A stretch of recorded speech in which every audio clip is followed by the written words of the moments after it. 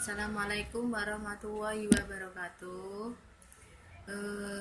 Saya Lianita Sari, NIM 1710410020. Saya dari kelas A 8 UGB yang mata kuliah model pembelajaran PAUD. Dosen pengampu Bu Nur Hasanah MPD. Saya di sini akan menjelaskan tentang tema model pembelajaran HISCOP. A. Sejarah HISCOP. Pada awalnya, HISCOP lebih sering digunakan sebagai nama kurikulum yang khusus dikembangkan bagi anak usia 3-4 tahun. HISCOP ini mulai digunakan sebagai program penyelenggaraan PAUD pada perkembangan selanjutnya. Program ini bertujuan untuk membentuk anak-anak yang mengalami kesulitan luar biasa pada tahun 1960 dan anak-anak yang mengalami kesulitan belajar ini umumnya berasal dari lingkungan miskin di Latin Michigan. Selain membantu kesulitan belajar anak, program ini juga bertujuan untuk mengatasi masalah-masalah negatif kemiskinan dalam sekolah bagi anak-anak yang ada di lingkungan tersebut. B. Pengertian HISCOP. Pendekatan HISCOP beranggapan bahwa anak belajar berdasarkan interaksi pribadi dengan ide-ide pengalaman langsung dan objek fisik serta pemikiran secara logis. Pendekatan ini juga memberikan waktu kepada anak untuk bermain secara berkelompok sehingga hal ini akan mengembangkan sosialisasi pada diri anak. Pendekatan HISCOP merupakan pendekatan berusaha menciptakan teknik dan strategi belajar dalam berinteraksi dengan anak sehingga menjadikan anak lebih berpikir mandiri, dapat memecah masalahnya sendiri.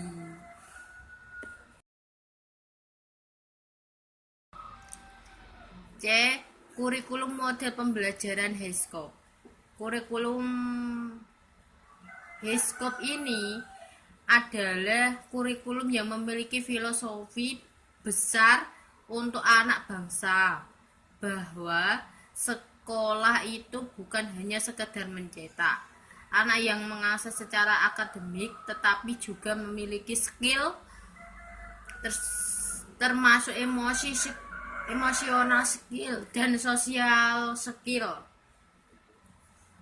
Kurikulum tersebut melatih kemandirian dan rasa percaya diri kepada anak. Salah satunya metode yaitu anak dibiasakan merencanakan kegiatan mereka sendiri. Dan orang dewasa adalah fasilitator yang mengarahkan dan mengingatkan, bukan sesosok tokoh yang otoriter. Kurikulum model pembelajaran HISCOP ada approach to learning, pendekatan untuk belajar, sosial emosional, development, perkembangan sosial dan emosional, physical development and health, perkembangan fisik dan kesehatan. Language literacy and communication, bahasa literasi dan komunitas, matematika, kreativitas, seni dan kreativitas, science and technology, sains dan teknologi, social studio.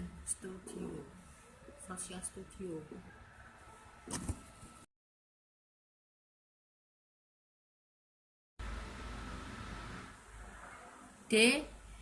Metode pembelajaran Hitchcock. Pertama, belajar aktif seperti belajar konsep, membentuk gagasan, menciptakan simbol, dan abstraksi mereka sendiri. 2. Interaksi anak dengan orang dewasa, mengamati dan berinteraksi dengan anak-anak pada level mereka untuk menemukan bagaimana setiap anak berpikiran dan mencari alasan. 3. Lingkungan pembelajaran ruang kelas disusun dalam 5 atau lebih pusat minat bakat anak. Poin terakhir, tujuan pembelajaran Hitchcock.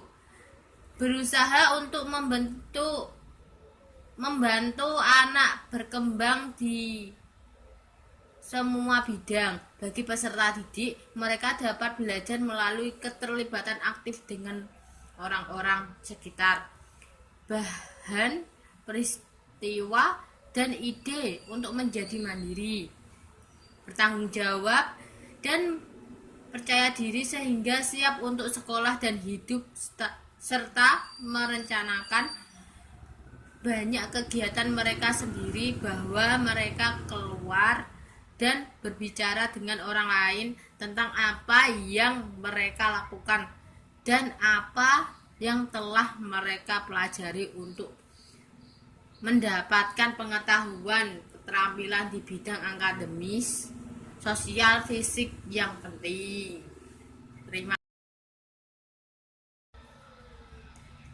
Terima kasih.